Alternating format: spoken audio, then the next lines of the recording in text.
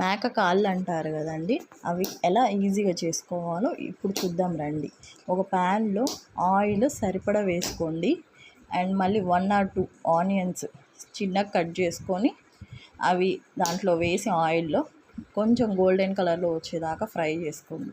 Fry చేసుకున్న తర్వాత కొబ్బరి పేస్ట్ యాడ్ చేశాను నేను.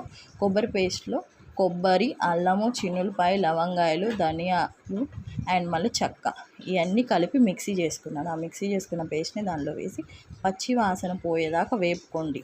ఆ పచ్చి వాసన పోయిన తర్వాత నేను ఆల్రెడీ మటన్ కాళ్ళు ఉంటాయి కదా, ఆ కాళ్ళని ఉడకపెట్టేసుకున్నాను. ఆ ఉడకపెట్టేసిన దానిలో ఈ మసాలాలో వేసి కొంచెం మసాలా ముక్కలు పట్టేదాకా అలా కొంచెం 2 minutes కలిపి ఆల్రెడీ బాయిల్ చేసి పెట్టుకున్నా పసుపు, ఉప్పు వేసింది.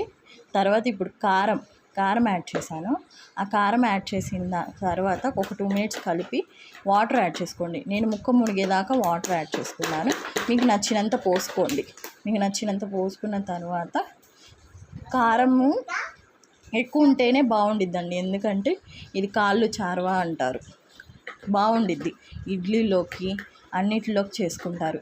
బాగా ఉడకనిచ్చి ఆల్రెడీ బాయిల్ చేసుకున్నాం కాబట్టి కొంచెం లైట్గా బాయిల్ చేసుకుంటే, అంటే కారం పట్టేటట్టు, కారం ఉప్పు పట్టేటట్టు ఉడకబెట్టేస్తే సూపర్గా ఉండిద్ది. చపాతీ, ఇడ్లీ, రైస్, ఎనీథింగ్ సూపర్గా ఉండిద్దండి ఇలా చేసుకుంటే.